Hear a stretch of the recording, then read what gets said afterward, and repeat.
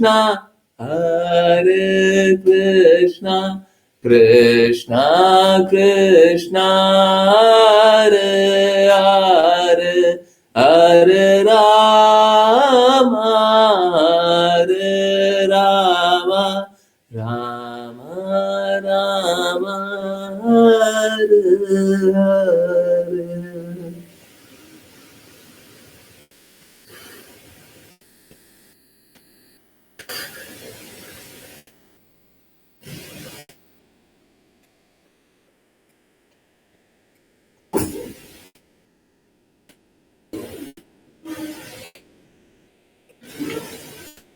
हरे Krishna everyone. बहुत बहुत धन्यवाद सभी का ज्वाइन करने के लिए, चैंट करने के लिए, सिंग करने के लिए। एकादशी की बहुत बहुत शुभकामनाएं। और चलिए अब करेंगे एकादशी की महिमा श्रवण करने का प्रयास। ध्यान पूर्वक सुनिएगा। चलिए जिन किन्हीं को रीड करना है कृपया करके हैंड रेज करें। ओके ओके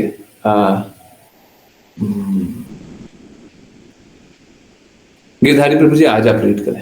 हरे कृष्णा। हरे कृष्णा प्रभु जी। हरे कृष्णा। हम आज 17 अक्टूबर 2025 को रमा एकादशी मना रहे हैं।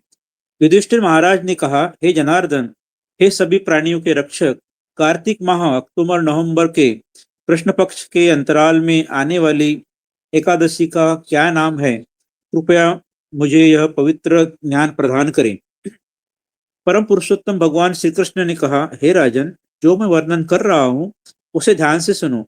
कार्तिक माह के शुक्ल पक्ष में आने वाली एकादशी को रमा एकादशी कहते हैं, जो अत्यंत शुभ होती है क्योंकि यह बड़े से बड़े पापों को नष्ट करके व्यक्ति को आध्यात्मिक वास का मार्ग प्रदान करती है।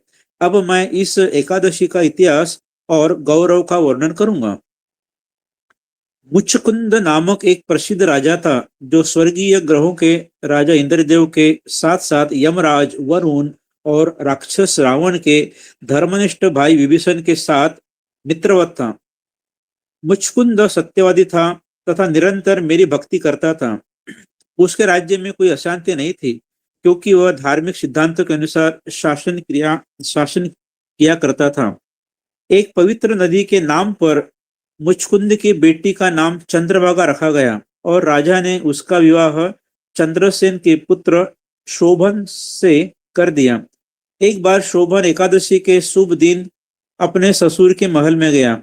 इस बात ने शोभन की पत्नी चंद्रभागा को बहुत चिंतित कर दिया क्योंकि वह जानती थी कि उसका पति शारीरिक रूप से कमजोर है तथा पूरे दिन के व्रत की तपस्या को सहन करने में असमर्थ है। उसने कहा, मेरे पिता एकादशी का पालन सख्ती से करते हैं। दशमी के दिन एकादशी से एक दिन पूर्व वह एक बड़े नगाड़े पर प्रहार करके घोषणा करते हैं, श्री हरि के पवित्र दिन एकादशी पर किसी को भी भोजन नहीं करना चाहिए। जब शोभन ने यह सुना तो उसने अपनी पत्नी से पूछा, हे सुंदरी, अब मैं क्या करूं? कृपया मुझे बताओ कि मैं किस तरह अपने प्राण बचाकर तुम्हारे पिता की आज्ञा का पालन कर सकता हूँ। चंद्रभागा ने कहा, मेरे प्रिय पतिदेव, मेरे पिता के महल में कोई भी, यहाँ तक कि हाथी घोड़े भी एकादशी के दिन भोजन नहीं करते हैं। वास्तव में किसी भी जानवर को अनाज, पत्ते या घास, यहाँ तक कि पानी भी नहीं दिया जाता है। तो आप व्रत से कैसे बच सकते हैं? अगर आप व्रत का पालन नहीं करते हैं तो यहाँ से तुरंत निकल जाएं। अब दृढ़ विश्वास के साथ निर्णय ले कि आपको क्या करना है। राजकुमार शोभन ने कहा, मैंने पवित्र एकादशी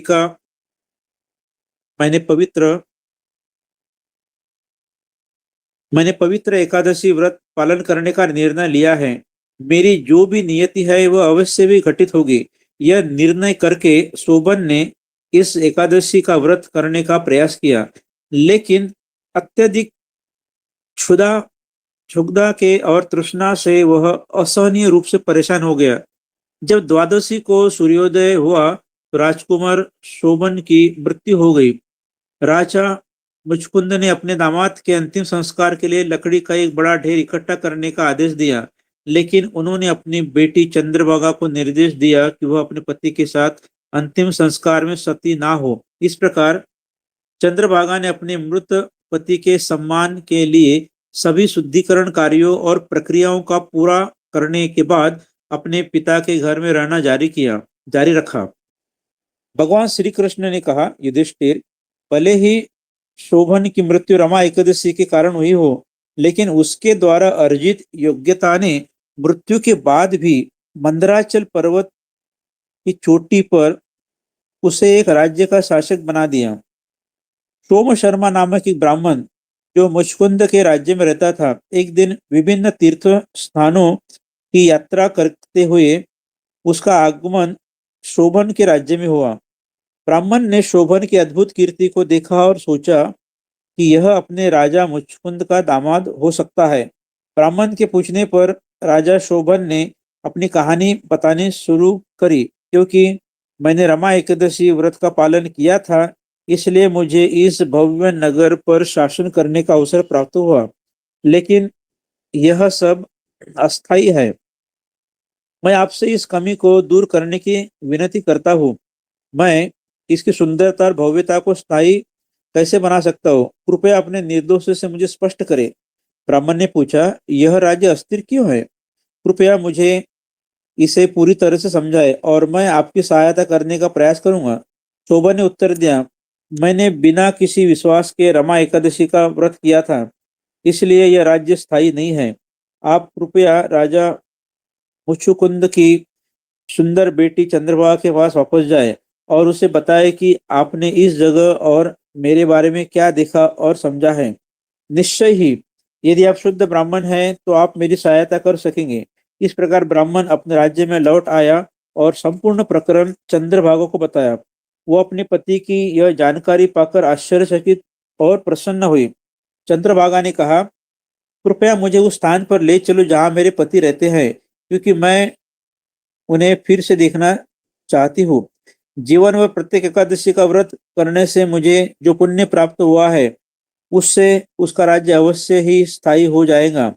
वहां जाने के बाद चंद्रभागा ने पति को अपनी बाई ओर बैठाया और कहा, हे प्रिय पतिदेव, कृपया सुनिए, मैं आपको कुछ बताती हूँ जिससे आपको अत्यंत लाभ होगा। जब मैं 8 वर्ष की थी तब से मैंने हर एकादशी का व्रत का नियमित रूप से और पूरे विश्वास के साथ पालन किया है, तथा जो कुछ भी पुण्य मैंने अर्जित किया है, अगर वह सब मैं आपको स्थानांतरित करती हूँ तो उससे आपका राज्य निश्चित रूप से स्थायी हो जाएगा और उसकी समृद्धि बढ़ती जाएंगी। जो कोई भी रमा एकादशी के पवित्र दिन की महिमा इस कथा को सुनता है, वह सभी प्रकार के पापों से मुक्त हो जाता है और भगवान विष्णु के परम धाम को प्राप्त करता है। इस प्रकार ब्रह्म वैवर्त पुराण से पवित्र रमा एकादशी, कार्तिक कृष्ण एकादशी की महिमा का वर्णन समाप्त होता है। हरे कृष्ण हरे कृष्ण कृष्ण कृष्ण हरे हरे, हरे राम राम राम हरे हरे, हरे कृष्ण कृष्ण कृष्ण हरे हरे, हरे राम राम राम हरे हरे, हरे कृष्ण कृष्ण कृष्ण हरे हरे, हरे राम राम राम हरे हरे। हरे कृष्ण प्रभु जी। हरे कृष्ण एवरीवन। बहुत बहुत धन्यवाद सभी को ज्वाइन करने के लिए और एकादशी की महिमा सुनने के लिए। देखिए, हम लोगों ने पास्ट टाइम में जाना कि अगर कोई भी जीवन में जो अर्जित फल है उसको स्थानांतरित करे तो उसे भौतिक लाभ भी प्राप्त किया जा सकता है। परंतु आपको यहाँ पे ये नहीं देखना चाहिए कि जो माता है, क्या नाम था, जो भी, उन्होंने स्थानांतरित इसलिए किया क्योंकि उनके पति का राज्य भला पूरा रहे। नहीं, इसलिए नहीं।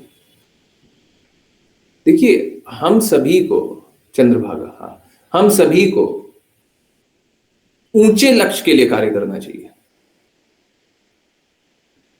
तो अगर कोई धर्म परायण पति है तो कोई अगर धर्म परायण पति है तो पत्नी मात्र पति के कहे अनुसार ही कार्य कर दे तो वो धार्मिक हो जाती है। पत्नी को ये नहीं जानना चाहिए कि पति क्या कर रहा है। देखने से तो ऐसा लगेगा ये तो भौतिक साम्राज्य जो है उसको व्यवस्थित करना चाह रहे हैं। पर देखिए, अगर पति धर्म परायण हो तो, ये बहुत बड़ा इफ है, धर्म का पालन करता है तो, और नहीं करता है तो फिर पिता, पिता भी नहीं करता है, पुत्र। भौतिक जगत में हम देखते हैं तीनों संबंध में धर्म परायण लोग मिलते नहीं है, तो फिर अंतिम अंतिम एकमात्र विकल्प बचता है, अंतिम नहीं एकमात्र विकल्प बचता है, गुरु की बातों का पालन करें। आज 5 PM वाली क्लास में हम लोग यही बात कर रहे थे कि गुरु की बातों का पालन करें, हर पल मात्र यही सोचें कि गुरु क्या चाहते हैं, कृष्णा क्या चाहते हैं। अगर मात्र यही करते रहेंगे तो आप कोई पाप कर्म नहीं करेंगे, आप हमेशा सद्गुण में रहेंगे, हमेशा अच्छे कर्म करेंगे। दूसरा, क्योंकि आज एकादशी है, कुछ ना कुछ स्पेशल हो ही जाता है, चाहे न चाहे। तो एक बात जान लीजिए, बहुत लोगों की सोच होती है कि भगवान कृष्ण मिलेंगे तो क्या करेंगे।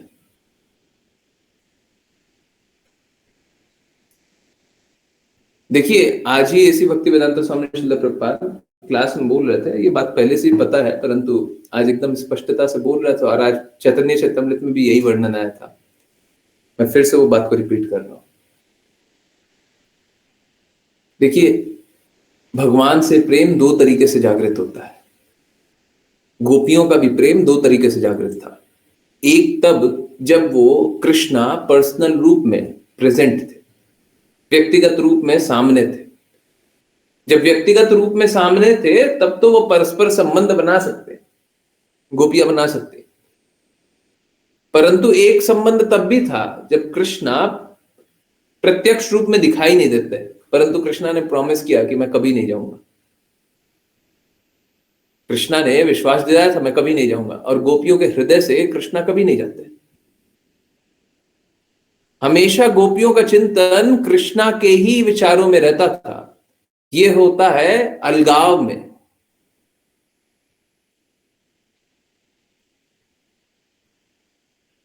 हम लोग भी कृष्णा का चिंतन हमेशा ही कर सकते हैं। जैसे हो सकता है आप एकादशी प्रसाद अभी पा रहे हो, तो प्रसाद है तो कृष्णा है। अभी आप कृष्णा का नाम सुन रहे हैं, कृष्णा के बारे में वर्णन सुन रहे हैं, तो ये भी कृष्णा है। शास्त्र सुन रहे हैं तो ये भी कृष्णा है। हो सकता है विग्रह के सामने आप बैठे हो, जब विग्रह के सामने बैठे हैं तो विग्रह भी कृष्णा है। इसी प्रकार से भिन्न भिन्न तरीके से कृष्णा से पर्सनली हम मिल सकते हैं, परंतु फिजिकली जिस प्रकार से गोपियां मिली उस प्रकार से आज तो नहीं मिल सकते। तो विरह में कृष्णा से प्रेम किया जा सकता है। ये विरह में प्रेम करना पर्सनली मिलने से भी ज्यादा दृढ़ प्रेम हो जाता है, क्योंकि अगर शुद्ध हृदय हो तो विरह कभी खत्म नहीं होता। विरह एक ऐसा प्यास है जो हमेशा चलते रहता है। तो देखिए, हमको ज्यादा चिंतन नहीं करना चाहिए कि विरह में प्रेम करें या समीप रह करके प्रेम करें। कृष्णा जैसे रहे हम वैसे प्रेम करेंगे। अगर सामने आ गए तो सामने प्रेम करेंगे, और नहीं आए तो विरह में प्रेम करेंगे। सामने आ गए तो सामने सेवा करेंगे, और नहीं आए तो अप्रत्यक्ष रूप से सेवा करेंगे। कृष्णा बोलते हैं जो मेरे इस पवित्र नाम का प्रचार करता है वो मेरा अत्यंत प्रिय होता है। तो क्या हम आज सेवा नहीं कर सकते हैं क्या कृष्णा की? बिल्कुल कर सकते हैं। आप लोग मात्र स्टेटस पे ही आर्यू या वाचा लगा देते हैं, उससे भी प्रचार होता है। क्या दूसरे लोग कृष्णा के बारे में नहीं सुनते क्या? कृष्णा के बारे में नहीं जानते? तो चाहे परस्पर रूप से मिल जाए, है पर्सनली मिल जाए। देखिए, हम लोगों को प्रयास तो यही होना चाहिए पर्सनली मिल जाए, परंतु नहीं भी मिलते हैं तब भी इसमें कोई अंतर नहीं पड़ना चाहिए हमारे हृदय में कि हम विरह में भी कृष्णा की ही सेवा करेंगे, हम कृष्णा के ही हैं और किसी के नहीं है ना।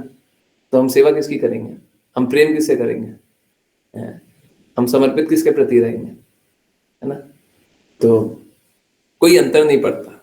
हाँ, हम आज ही कृष्णा के बारे में सुनते हैं तो हमको प्रेम अनुभव नहीं होता है क्या? हम कृष्णा से पर्सनली तो आज नहीं मिल रहे, परंतु मात्र शास्त्र सुनते हैं तो प्रेम अनुभव नहीं होता है। जो भी दृढ़ता से शुद्धता से सुनता होगा सबके हृदय में प्रेम अनुभव होगा, कैसे नहीं होगा। अब कैसा है, जिसमें श्रद्धा नहीं है, तो श्रद्धा नहीं तो फिर धृतराष्ट्र के सामने कृष्णा खड़े रहते थे, धृतराष्ट्र को प्रेम नहीं आता था, दुर्योधन के सामने कृष्णा खड़े रहते थे, उसको प्रेम नहीं आता था, न समर्पण आता था न प्रेम आता था। कंस के सामने खड़े रहते थे, उसको प्रेम नहीं आता था। रावण के सामने भी प्रभु श्री राम खड़े रहते थे, उसको प्रेम नहीं आता था, उसको नहीं आता था। तो पर्सनली भी मिल लेंगे तब भी ऐसा नहीं है कि जरूरी है कि हम प्रेम ही कर लेंगे, है ना। तो प्रेम करना है तो अभी इसी पल कर सकते हैं, और नहीं करना है तो पर्सनली मिल जाएंगे फिर भी नहीं करेंगे। ठीक है, I hope this is very very clear. तो हमको कल की प्रतीक्षा नहीं, हमको आज ही में शुद्धता का कार्य करना चाहिए, आज ही हम लोगों को दृढ़ता से आगे बढ़ना चाहिए और यथासंभव प्रयास करते रहना चाहिए, है ना। और ये प्रयास करते रहेंगे तो ठीक है, धीरे धीरे सार्थक भी हो जाएंगे। जब रास्ते पे चल रहा है, धीरे धीरे सबके हृदय में प्रेम अनुभव हो भी जाता है ना, होता है ना। जब चलते रहते हैं तो धीरे धीरे प्रेम अनुभव होता भी है, ठीक है। और अगर कोई नहीं चलेगा तो उसको प्रेम कहाँ से अनुभव होगा, है?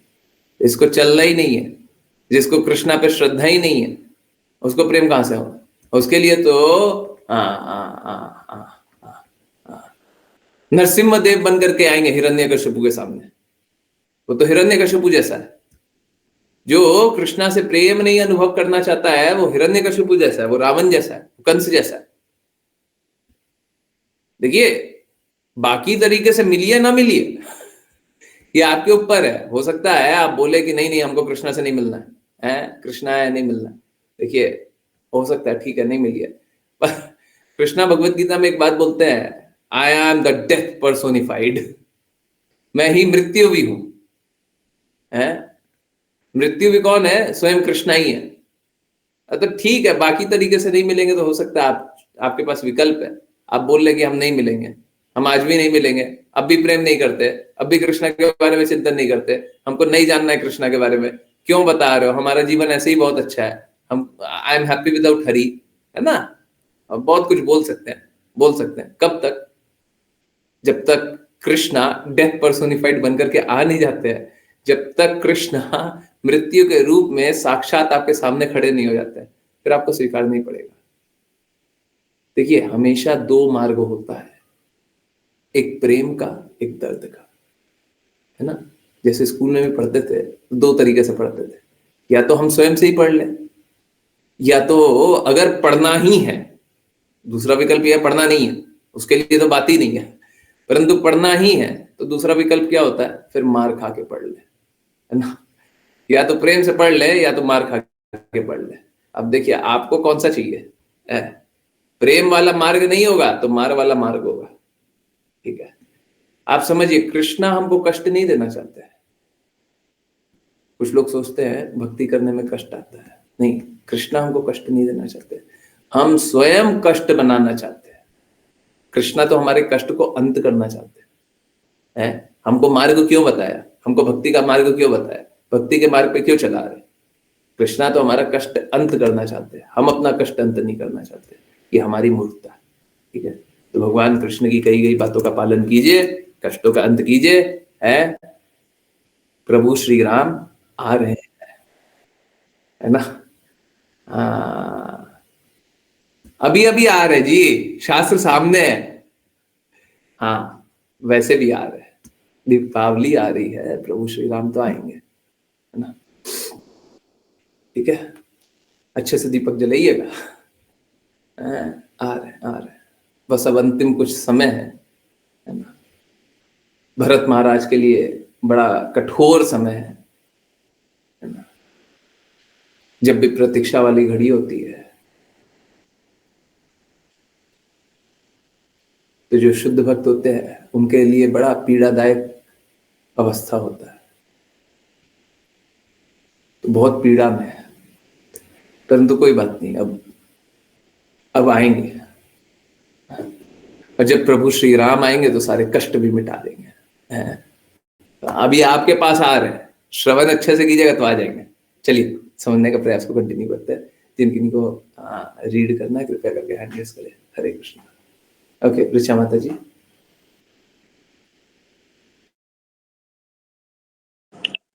हरे कृष्ण गुरुजी। गुरुजी अनुवाद नहीं दिख रहा है।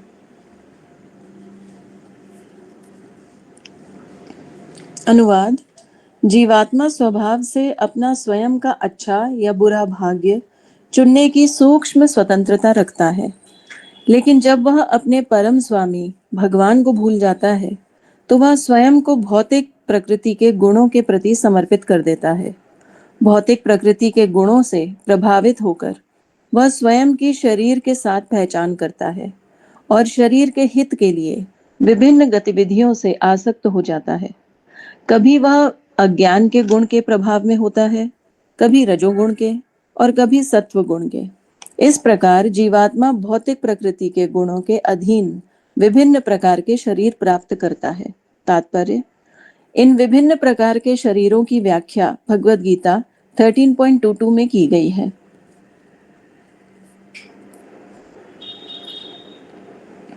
भौतिक प्रकृति में स्थित जीवात्मा प्रकृति से उत्पन्न तीनों गुणों का भोग करता है। यह उसकी उस भौतिक प्रकृति के साथ संगति के कारण है। इस प्रकार वह विभिन्न प्रजातियों में अच्छे और बुरे से मिलता है। प्रकृति के गुणों के साथ संगति के कारण जीवात्मा 84 लाख रूपों से विभिन्न प्रकार के शरीर प्राप्त करता है। यहाँ स्पष्ट रूप से समझाया गया है कि जीवात्मा के पास थोड़ी स्वतंत्रता है, जिसे स्वदृक् शब्द द्वारा इंगित किया गया है, जिसका अर्थ है वह जो अपना कल्याण देख सकता है। जीवात्मा की वास्तविक स्थिति बहुत सूक्ष्म है और वह अपने चुनाव में भ्रमित हो सकता है। वह भगवान की नकल करना चुन सकता है। एक सेवक अपना स्वयं का व्यवसाय शुरू करना चाह सकता है और अपने स्वामी की नकल कर सकता है, और जब वह ऐसा करना चुनता है तो वह स्वामी की सुरक्षा छोड़ सकता है। कभी वह असफल होता है और कभी सफल होता है। इसी प्रकार जीवात्मा कृष्ण का अंश प्रभु के साथ प्रतिस्पर्धा करने के लिए अपना स्वयं का व्यवसाय शुरू करता है। प्रभु की स्थिति करने के लिए बहुत सी प्रतिस्पर्धी हैं, लेकिन प्रभु के समान बनना बिल्कुल भी संभव नहीं है। इस प्रकार भौतिक संसार में अस्तित्व के लिए एक बड़ा संघर्ष है, क्योंकि विभिन्न पक्ष प्रभु की नकल करने का प्रयास करते हैं। भौतिक बंधन प्रभु की सेवा से विचलन और उनकी नकल करने के प्रयासों के कारण होता है। प्रभु की नकल मायावादी दार्शनिकों द्वारा की जाती है, जो कृत्रिम तरीके से प्रभु के साथ एक होने का प्रयास करते हैं। जब मायावादी दार्शनिक स्वयं को मुक्त समझते हैं तो वे मानसिक कल्पना के मोह के अधीन होते हैं। कोई भी भगवान के साथ एक या बराबर नहीं हो सकता। यह कल्पना करना भौतिक अस्तित्व में अपने बंधन को जारी रखना है। हरे कृष्ण गुरुजी। हरे कृष्णा हरे कृष्णा। देखिए यहाँ पे एक एग्जाम्पल बोला गया है और वही एग्जाम्पल से हम लोग आगे बढ़ते हैं। एक सेवक अपना स्वयं का व्यवसाय शुरू कर सकता है और वो अपनी स्वामी की नकल कर सकता है, और जब वह ऐसा करना चुनता है तो स्वामी की सुरक्षा छोड़ सकता है। देखिए ये एक सत्य है कि हम कृष्णा के अंश हैं। ये भी एक सत्य है कि हम कृष्णा के बिना प्रसन्न नहीं रह सकते। आपको जो करना है कर लीजिए, जहां रहना है रह लीजिए, है ना। वो वाला जो फोटो था ना, देखिए मेरे को सच में याद नहीं है, अश्लेषा माता जी, इनफैक्ट ऋचा माता जी ने पूछा था कि ये फोटो किसने बनाया। मैंने बोला कि ये अश्लेषा माता जी बनाई है। अब पता नहीं मैंने कुछ इंस्ट्रक्शन दिया होगा, पर अश्लेषा माता जी बता रही थी कि मैंने बनाया है, मेरे को याद नहीं है। तो जो भी है, जिसने भी बनाया है, वो जो फोटो था ना जिसमें कृष्णा ऊपर पहाड़ पे बैठे हुए हैं और हम छोड़ करके जा रहे हैं, याद आ रहा है सभी को? है सत्य से दूर प्रेम से दूर, है ना, कुछ ऐसा लिखा होता ना, है ना, सत्य से दूर प्रेम से दूर, भगवत गीता सेशन में देखे होंगे। ठीक है, जो भी है, मैंने बनाया, आपने बनाया, कोई एक्चुअली में हम वही कर रहे हैं। ये जो यहां पे लिखा हुआ ना, ये वही है। और हम लोग इस रास्ते पे आगे बढ़ते चले जाते हैं। अगर मैं इसको चित्रण करूं तो ये कैसा है, जैसे भगवान के घर से निकले तो पैदल पैदल सीढ़ी से निकले, कृष्णा देख रहा है, श्रीमती राधा रानी महारानी देख रही है कि कहां जा रहा है पागल, मेरी संतान है, पता नहीं हमें छोड़ करके कहां जा रहा है।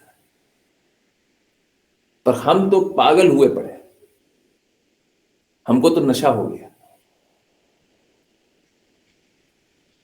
कृष्णा फिर भी हमारे लिए व्यवस्था बना देते हैं। और कब तक व्यवस्था बनाते हैं? जब तक आप इस बंधन में रहना चाहते हैं।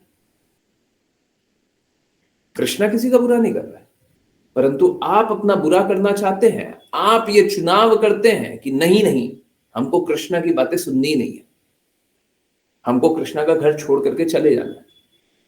तो कृष्णा व्यवस्था बना देते हैं। ये वही है, एक सेवक अपना स्वयं का व्यवसाय शुरू कर सकता है, सेवक शुरू कर सकता है, पर सेवक का क्वालिफिकेशन भी तो होना चाहिए।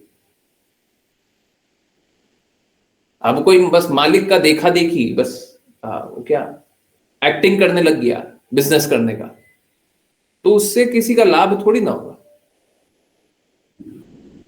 स्वामी की नकल कर सकता है, और जब ऐसा करना चुनाव कर सकता, जब ऐसा करने का चुनता है तो स्वामी की सुरक्षा छोड़ सकता। हम लोग इस जगत में आने के बाद क्या करते हैं? हम सभी को ये भगवान पे ही आश्रित हैं। अभी जब बुरा विपरीत परिस्थिति आएगा ना किसी का, अभी जब भूकंप आ जाएगा, प्रलय आ जाएगा, तो सब भगवान भगवान बोलना स्टार्ट कर देगा। जितना नास्तिक है ना, वो सब भी स्टार्ट कर देगा, ऐसा क्या कर दिया हमने, हमारे साथ ऐसा कैसा हो गया, डायरेक्टली या इनडायरेक्टली सब कोई भगवान पे आ जाएगा। परंतु थोड़ा सा अहंकार हो जाता है हमको, नशा पैसा कमाने का नशा हो जाता है हमको, थोड़ा रिश्ता का, नाता का, या स्वतंत्रता का, तो हम सब भूल जाते हैं।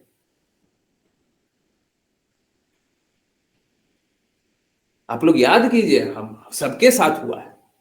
किसी का विपरीत परिस्थिति आया होगा तो भगवान को याद करते होंगे, हमेशा याद किया होगा। जब भक्ति नहीं भी करते होंगे तब भी भगवान को याद किए होंगे। और जो नास्तिकवादी दोस्त होंगे, मित्र होंगे, वो भी भगवान को याद करते होंगे, नाम नहीं भी ले तब भी याद करते होंगे। किसी के साथ बुरा हो जाए तो याद नहीं करेगा क्या कि ऐसा कैसा परिस्थिति बन गया, हमने ऐसा क्या कर दिया। परंतु थोड़ा सा कुछ हो जाए, थोड़ा सा धन मिल जाए परिवार में, ऐसी भक्ति वेदांत स्वामी श्रील प्रभुपाद से बहुत अच्छे से बताते हैं। पहले पत्नी का जो मीठा सा आवाज होता है ना, हाँ, उसमें नशे में डूब जाते हैं। फिर बच्चे का आवाज होता है, उसमें डूब जाते हैं।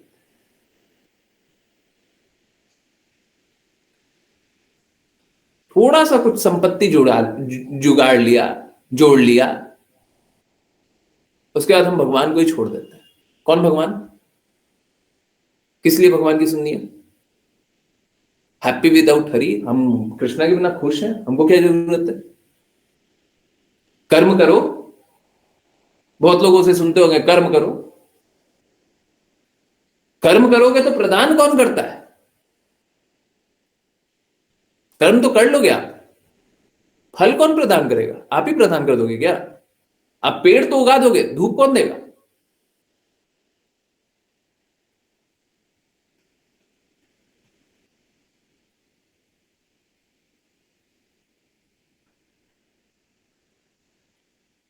भगवान के प्रेम से दूर होने के बाद हम इस प्रकार से पागलपन की अवस्था से जाते रहते हैं,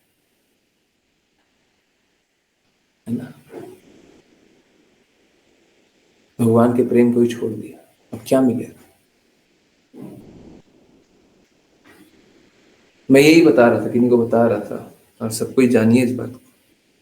हम लोगों को क्या करना चाहिए, सबसे पहले ये प्रेम अनुभव करना चाहिए जो भगवान हमसे प्रेम करते हैं, और फिर ये प्रेम चीख चीख करके सभी को बता देना चाहिए, सभी को बता देना चाहिए।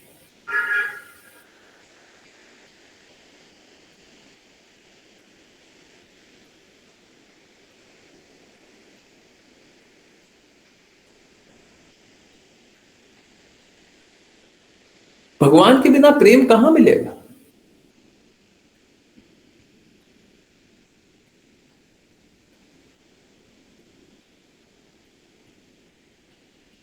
हम सभी इतनी गलतियां करते हैं ना, कितनी गलतियां होती है ना हम सभी से। गलती करके कोई भी एक छोटी सी गलती याद कीजिए, आप खुश हैं क्या।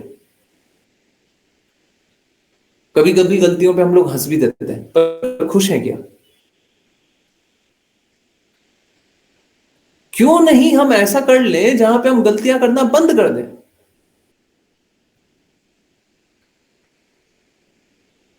हम ऐसे जगत में रहते हैं जहां पे झूठ, पाखंड, घमंड, गंदगी, मलिनता सब भरी पड़ी है, व्याप्त है। क्या ऐसे जगत में कोई रहना चाहता है। स्थिति तो ऐसी हो गई है कि किसी को सच बोल दो तो स्वीकार्य नहीं होगा।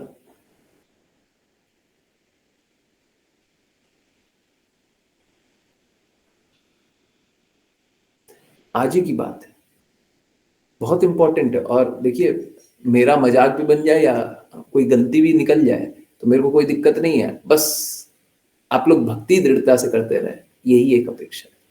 आज ही की बात है, कोई मेरे से मिले और मेरे को बोले, कभी मैं किन्हीं से दवाई ले रहा था और मेरे से पूछ रहे थे कि अभी भी आप दवाई ले रहे हो। मैंने बोला हाँ हाँ ले रहा है। मालूम है किस लिए बोला था, इसलिए नहीं क्योंकि मैं ले रहा हूं, इसलिए बोला था आगे बात मत कीजिए उसके ऊपर। अगर मैं बोल दूंगा नहीं लिया तो ठीक हो गया क्या, अगर मैंने बोल दिया कहीं और से ले रहे हैं तो वो हो गया क्या। मतलब आप समझिए, अगर ठीक नहीं हुए और दवाई छोड़ दिया तो क्यों छोड़ दिया। पचासों तरीके की बातें हैं ना। अगर सत्य बोल दिए तो लोगों को स्वीकार्य नहीं है, और हमको बाकी विषयों के बारे में बात करनी ही नहीं है।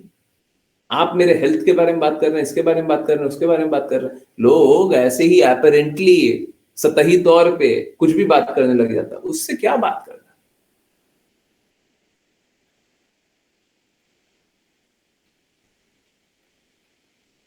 आप समझिए, क्या ऐसे जगत में हम रहना चाहते हैं क्या।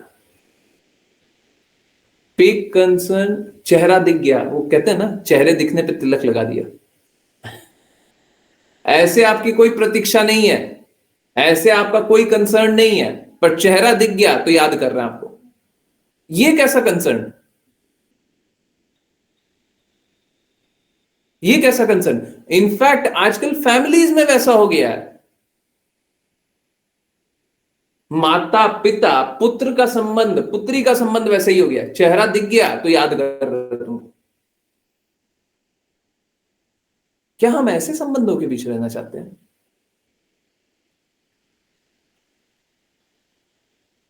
जहां पे प्रेम है ही नहीं, बिल्कुल भी कोई लेश मात्र भी नहीं रह गया।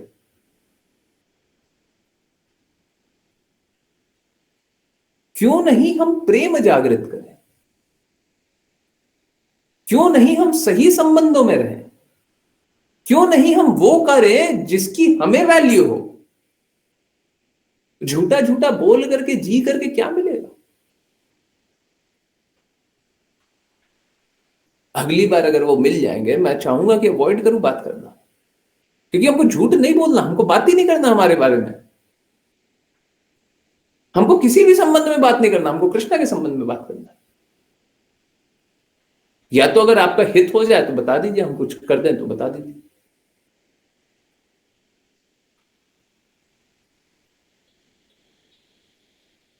सतोगुण भी कार्य करने के लिए तैयार है, परंतु प्रजल्पा करने के लिए बिल्कुल तैयार नहीं।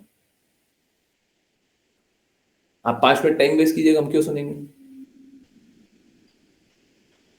हमारे पास नहीं है 5 मिनट, हम 5 मिनट कृष्णा का चिंतन कर लेंगे, कृष्णा का कुछ कार्य कर लेंगे।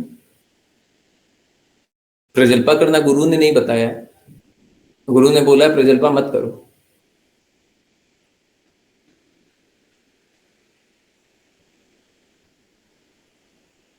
तो हम सभी को यह प्रयास करना चाहिए, ठीक है, कि हमने जिस प्रेम को ठुकरा दिया उस प्रेम को स्वीकारें। और देखिए क्या होगा, जब भक्ति करते रहते हैं तो थोड़ा कष्ट आएगा, थोड़ी असुविधा आएगी। वो इस असुविधा इसलिए नहीं है क्योंकि भक्ति करने में कष्ट आ रहा है, ये असुविधा इसलिए है क्योंकि आपको भौतिकता त्याग करने में कष्ट, गंदगी त्याग करने में कष्ट है। यह असुविधा इसलिए,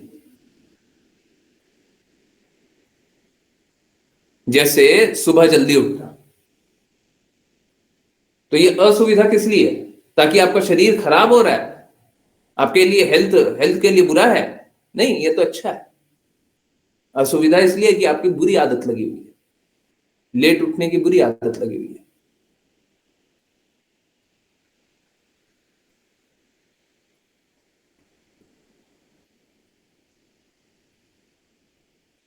हम लोग अपने जीवन को व्यवस्थित करके वो कार्य करें जो हमारे लिए महत्वपूर्ण है ना। भगवान के प्रेम को छोड़ करके कोई भी किसी प्रकार का प्रसन्नता हो ही नहीं सकता है। आप स्वयं अनुभव कीजिए पहले। मैं चाहता हूं कि इस बात को मान करके सब कोई अपना जीवन को सुधार ले, परंतु सबसे पहले अनुभव कीजिए। जब तक आप अनुभव नहीं कर रहे, आगे की बातें नहीं चलेंगी। ये कोई थ्योरेटिकल ज्ञान थोड़ी ना आकर के बोल दिया, सुन लीजिए और हो गया, ठीक हो गया आपका। हृदय को शुद्ध करने की ज्ञान है, ये मलिनता को मिटाने का ज्ञान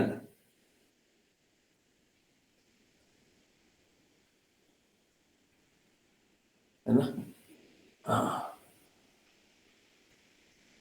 ये देखिए कितनी अच्छी बात लिखी हुई है।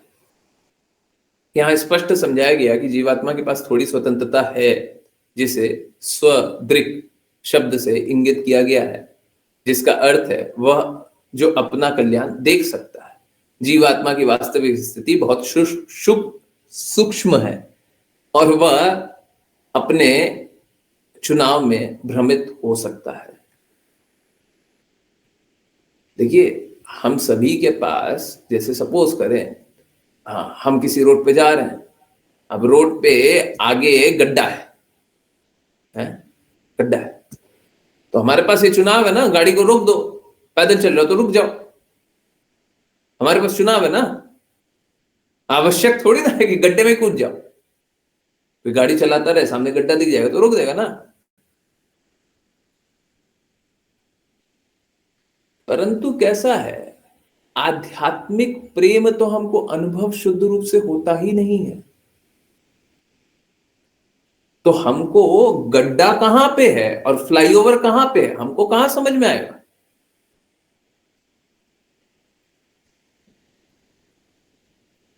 अभी आपको गाड़ी अच्छे से चलानी आती हो, रोड आपको अच्छे से दिख रहा हो, तब तो आप गाड़ी चला लेंगे। हम बोल रहे हैं ना तो गाड़ी चलानी आती है, ना तो इंद्रियां ही शुद्ध है, ना तो भौतिक प्रकृति की अनुभूति ही शुद्ध है।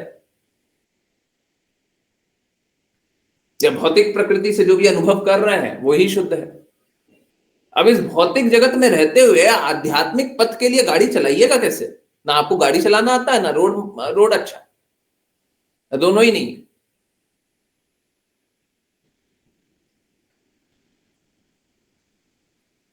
इसी के लिए हम लोगों को बार बार एक जिज्ञासा करनी चाहिए। यही मैं पहले ही बता रहा था, फिर से वही बात बोल रहा हूं, बार बार जिज्ञासा करनी चाहिए। मैं फिर से बोल रहा हूं, ये कीजिएगा तो असुविधा अनुभव होगा। कृष्णा क्या चाहते हैं? कृष्णा क्या चाहते हैं? अब देखिए कृष्णा क्या चाहते हैं ये कैसे समझ में आएगा? हम अपना मेंटल स्पेकुलेशन करने लग जाए, बैठ करके सोचने लग जाए, अरे देखिए ये कृष्णा तो अच्छा है, ये कृष्णा चाहेंगे, ये नहीं चाहेंगे। आपको क्या समझ है? आपका क्या इंटेलिजेंस है? आपको कैसे समझ में आ गया ये चाहेंगे ये नहीं चाहेंगे? बिल्कुल नहीं समझ में आएगा। कैसे समझ में आएगा? कैसे समझ में आएगा कृष्णा क्या चाहेंगे क्या नहीं चाहेंगे? कृष्णा अपनी वाणी बोले हुए हैं, भगवत गीता में बताए हुए हैं, श्रीमद् भागवतम में बताए हुए हैं, चैतन्य चैतामृत में कृष्णा के एक भक्त ने बताया हुआ है, या कोई शुद्ध भक्त बता सकता है। जैसे इसी भक्ति वेदांत स्वामी श्रील प्रभुपाद ने इतने लेक्चर्स लिखे हुए हैं, इतने लेक्चर्स बोले हुए हैं, इतना कुछ लिखा हुआ है, उन शब्दों में उत्तर मिलेगा। तो जब आप ये जानना चाहते हैं कृष्णा कृष्णा क्या चाहते हैं, तो हमको भगवत गीता के 700 श्लोकों में, श्रीमद् भागवतम के श्लोकों में, चैतन्य चैतामृत में क्या सुना है, श्रील प्रभुपाद से क्या सुना है, वो याद करना चाहिए। और उसमें उत्तर छुपा हुआ है, क्योंकि कृष्णा ने उत्तर पहले बताया है, प्रश्न तो कष्ट तो बाद में आया। उत्तर पहले से है। आपकी क्या परेशानी हो सकती है, परेशानी का समाधान पहले से है। परेशानी तो कृष्णा बाद में देते हैं। परेशानी तो तब देते हैं जब आप प्रेम को अस्वीकार करते हैं, तब परेशानी देते हैं। उससे पहले परेशानी नहीं आती है। तो आपकी सारी परेशानी किस लिए? क्योंकि कृष्णा का प्रेम को अस्वीकार कर दिया। कृष्णा को छोड़ करके जा रहे हैं, सत्य से दूर, प्रेम से दूर निकल लिए, हम जा रहे हैं।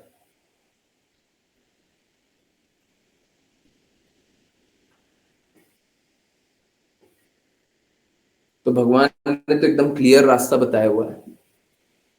अब ठीक है, अब बोले देखिए प्रभु जी हमको तो है ना, हमको ये भी नहीं समझ में आता कि भगवत गीता में इस विषय पे क्या बोला गया, उस विषय पे क्या बोला गया, यहाँ पे क्या बोला गया, वहां पे क्या बोला गया।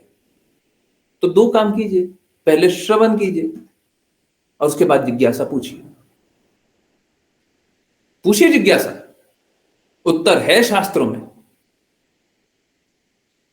सभी चीजों का उत्तर है शास्त्रों में। पहले श्रवण कीजिए, परंतु जब उत्तर मिले तो फिर काम करना पड़ेगा। उत्तर मिला ना, फिर काम करना पड़ेगा। ये नहीं भगवान आप उत्तर देते रहिए, जैसे बच्चे करते हैं कुछ कुछ स्कूल में बच्चे करते हैं क्या, पता नहीं आप लोगों ने कभी अनुभव किया नहीं किया, प्लीज बताइएगा अगर किया है तो। कुछ कुछ बच्चे होते हैं ओवर इंटेलिजेंट, है ना। जैसे जो क्लास में टीचर पढ़ा रहे हैं ना, अब बच्चों को पता है, कुछ कुछ बच्चे होते हैं जिनको पता होता है ये टीचर को ज्यादा कुछ आता नहीं है, जो हमारा सब्जेक्ट है बस उतना ही आता है, उसके बाहर नहीं आता है। अब किसी बच्चे को उससे ज्यादा ज्ञान है, कहीं पे प्राप्त कर लिया, तो जाकर के टीचर का ज्ञान टेस्ट करना स्टार्ट कर देता है ना।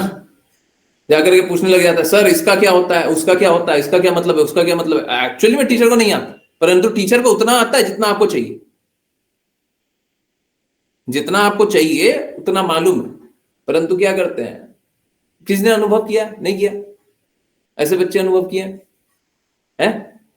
राशि माता जी बोल रही हैं, बाकी किसी ने नहीं किया, अपने स्कूल में कॉलेज में है, कहीं पे अनुभव नहीं किया है। टीचर से भी ज्यादा समझदार स्टूडेंट है, नॉट येट। हाँ, नहीं किया, किया है, विपुल प्रभु जी बता रहे हैं। बहुत सारे होते हैं। आप लोग कुछ याद कीजिए, अगर आप लोगों की बुद्धि में कहीं याद आ जाए। बहुत लोग ओलंपियाड वाले लोग होते हैं, बड़ा बड़ा कोई कंपटीशन क्रैक करने वाले, है ना। तो पहले से बच्चे को आता है, वो पढ़ा हुआ है, आगे 4 कदम और पढ़ा हुआ है, बहुत कुछ आता है उसको, है। हमको इस प्रकार का बच्चा नहीं बनना है, कोई लाभ होगा नहीं। अब वो बच्चा जो बैठा हुआ ना क्लास में, उसमें टीचर का जो मेमोरी टेस्ट कर रहा है या टीचर का जो नॉलेज टेस्ट कर रहा है, उससे उसका कोई लाभ नहीं है, बच्चे का कोई हित नहीं है, अहंकार में कर रहा है, अहंकार में कर रहा है। इससे किसका लाभ है? किसी का कोई लाभ नहीं। नॉलेज के स्तर पे भी, ज्ञान के स्तर पे भी, क्योंकि हम लोग ज्ञान के स्तर पे, ज्ञान के स्तर से ऊपर की बातें करते हैं, प्रेम के स्तर की बातें करते हैं, हृदय के स्तर की बातें करते हैं, बुद्धि के स्तर की नहीं। परंतु ज्ञान के स्तर पे भी उच्च ज्ञान जहां से मिले हम स्वीकार तो कर लें, कोई प्रामाणिक स्रोत है हम उससे स्वीकार तो कर लें, परंतु अपने आप को उच्च दिखाने का कोई लाभ नहीं होता, भौतिक स्तर पे भी नहीं होता।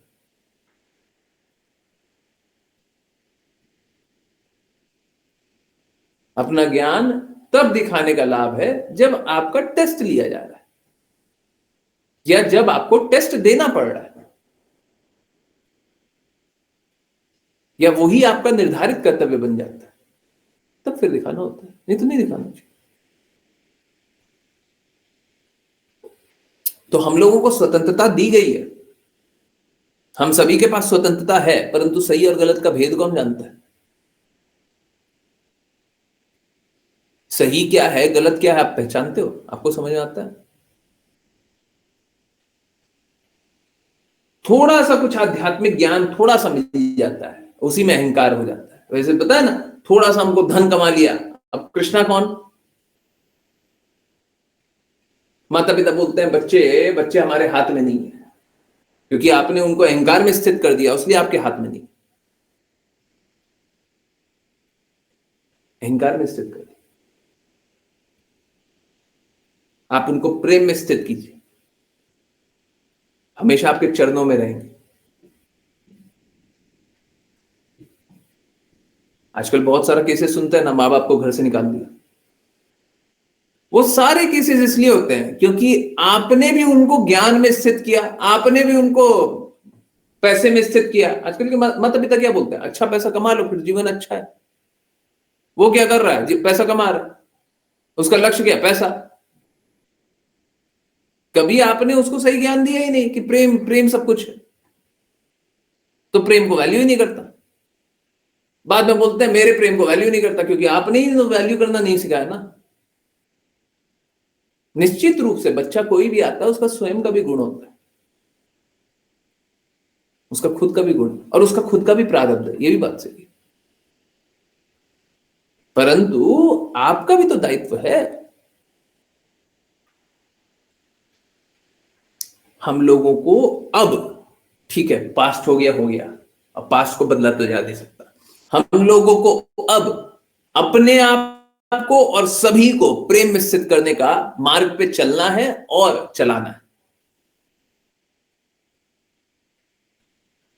अगर प्रेम में स्थित रहेंगे, जो कृष्णा कहते हैं वो कार्य करेंगे, तो फिर हम लोग कष्ट से मुक्त रहेंगे।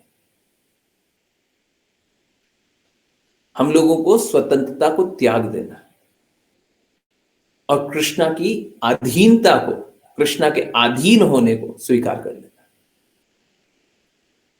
हम सभी कृष्णा के अधीन हैं ही हैं, कोई माने अथवा न माने।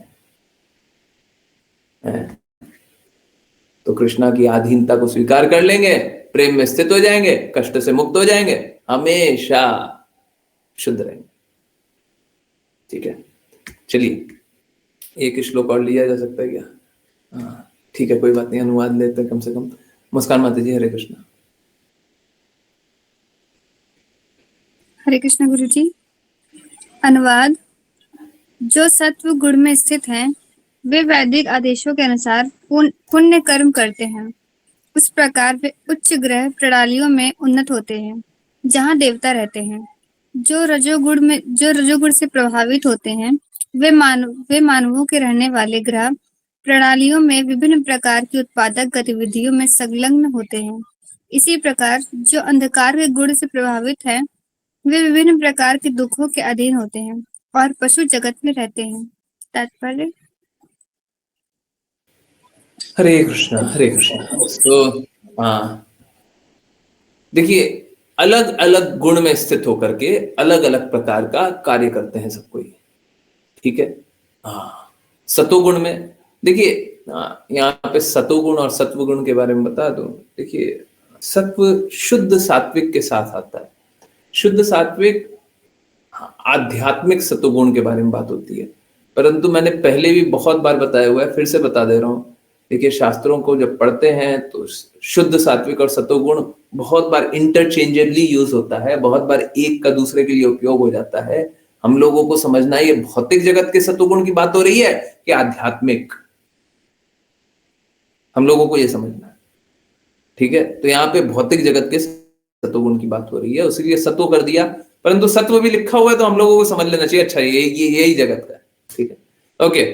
तो जो सतोगुण में स्थित है वो वैदिक आदेशों के अनुसार पुण्य कर्म करते हैं। भगवत गीता में भी लिखा हुआ है कि सतोगुण वाले व्यक्ति शास्त्रों की वाणी के अनुसार कार्य करते हैं। ठीक है, और जब शास्त्रों के अनुसार काम करेंगे तो हमको ऊंचा ग्रह मिलेगा, ऊंची अवस्था मिलेगी, अच्छी अवस्था मिलेगी। कब? जब शास्त्रों के अनुसार कार्य करते हैं। जो रजोगुण में है वो क्या करते हैं? ग्रह प्रणालियों के विभिन्न प्रकार के उत्पादक गतिविधियों में संलग्न होते हैं। तो जैसे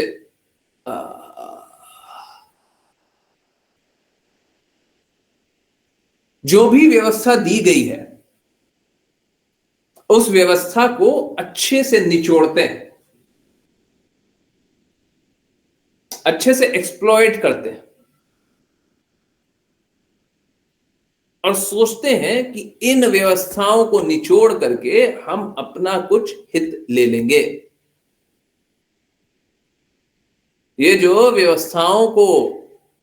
व्यवस्थाएं हैं उनसे हम कुछ लाभ प्राप्त कर लेंगे। एक्चुअली में नहीं होता। वो कैसे होते हैं? और फंसते चले जाते हैं। जो धन कमाने के प्रति आसक्त होता है वो और धन कमाने के प्रति आसक्त हो जाता है। हम ये नहीं बोलते धन मत कमाइए, परंतु धन कमाइए तो लक्ष्य और धन कमाना नहीं होना चाहिए।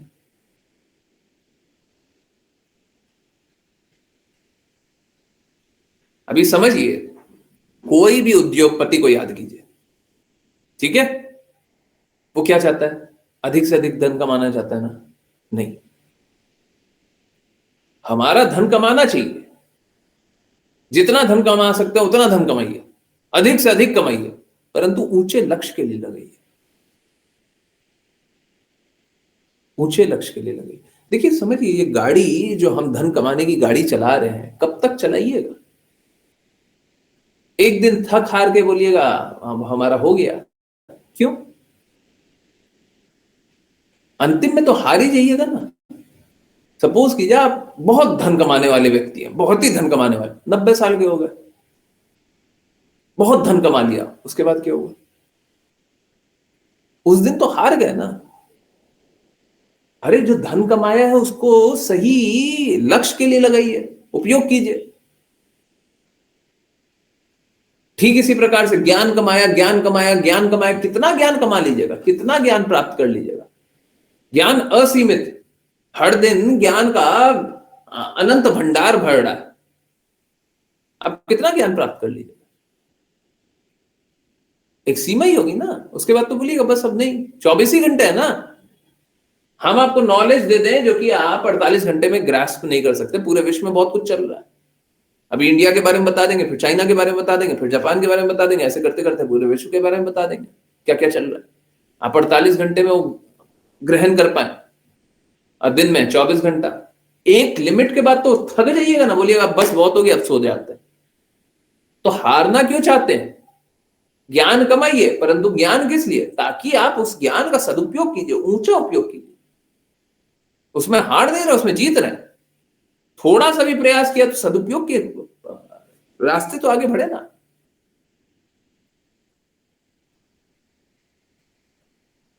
ठीक है। रजोगुण, तमोगुण, अहंकार का गुण लिखा रहता है ना। मोड ऑफ इग्नोरेंस होता है ना, तो इसको हिंदी में ट्रांसलेट करने में अहंकार, अंधकार का गुण लिख देता है। ओके, तमोगुण से जो प्रभावित होते हैं वो दुखों के अधीन होते हैं। क्यों? क्योंकि वो शास्त्र के ठीक विपरीत चलते हैं। ठीक है, जो शास्त्रों के ठीक विपरीत चलते हैं उनको पशु का जीवन मिलता है। अब सोचिए, शास्त्र में बोला गया है नशा मत करना, जो लोग नशा करता है उसको क्या जीवन मिलेगा? कैसे जीवन मिलना चाहिए उसको?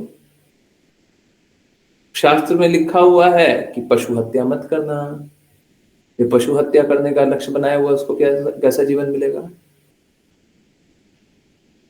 शास्त्र में लिखा हुआ है गुरु माता पिता का सम्मान करना, जो नहीं करता उसको कैसा जीवन मिलेगा? फिर क्राई मत कीजिए, फिर रोइएगा ना, देन डू नॉट क्राई। हाँ बिल्कुल मिलेगा। और फिर रोइएगा मत कि हमको कष्ट मिल रहा है, क्योंकि कष्ट आपको मिल नहीं रहा है, कष्ट आप चुन रहे हैं। यह आपका चुनाव है कि हमको कष्ट मिले। कृपया करके ऐसा चुनाव मत कीजिए, अच्छा चुनाव कर लीजिए। जीवन मिला है, अच्छा चुनाव कीजिए, खराब चुनाव क्यों करते हैं? चलिए करते हैं वैष्णव प्रणाम मंत्र। और फिर पता नहीं कुछ तो बातें थी, कुछ तो इंपॉर्टेंट बात थी, अभी तक तो याद कर रहा था, एकदम ब्लैंक हो गया, याद नहीं आ रहा है। एनीवेज चलिए करते हैं वैष्णव प्रणाम मंत्र। फिर किन्हीं की कोई जिज्ञासा हो, कुछ पूछना हो, कुछ बताना हो तो कृपया बताइएगा। ऋतु माता जी, हरे कृष्णा। हरे कृष्ण प्रभु जी। वाञ्छाकल्पतरुभ्यश्च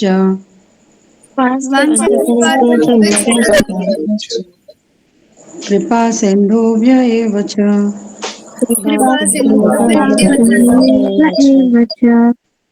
पतितानां पावनेभ्यो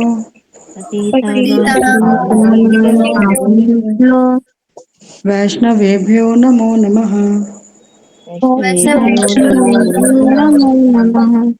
अनंत कोटि वैष्णव वृंद की डिवाइन जैसी भक्ति वेदांत स्वामी श्रील प्रभुपाद की जय। श्रील भक्ति सिद्धांत सरस्वती ठाकुर गौर किशोर दास बाबा जी, भक्ति विनोद ठाकुर, जगन्नाथ दास बाबा जी, नामाचार्य श्री हरिदास ठाकुर की जय। जय श्री रूप सनातन भट्ट रघुनाथ जी, गोपाल भट्टदास रघुनाथ की जय। जय श्री कृष्ण चैतन्य प्रभु नित्यानंद, श्री अद्वैत गदाधर शिवशक्ति गौर भक्त वृंद की जय। गंगामयी यमुनामयी वृंद देवी तुलसी महारानी पुरी द्वारका वृंदावन धाम की जय। भगवद गीता श्रीमद् भागवतम चैतन्य चैतमृत की जय। भक्तों की जय। हरे कृष्णा हरे हरे हरे राम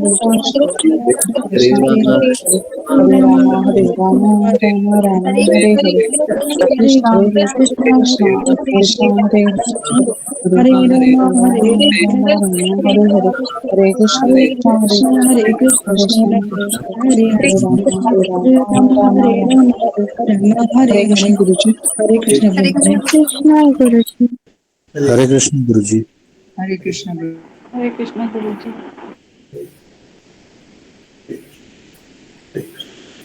हरे कृष्णा एवरीवन। यस, किन्हीं की कोई भी कहीं से भी कुछ भी कैसे भी जिज्ञासा, कुछ भी पूछना हो, कुछ भी बताना हो, प्लीज पूछिए, प्लीज बताइए। ऋषा माता जी कुछ बोलना है?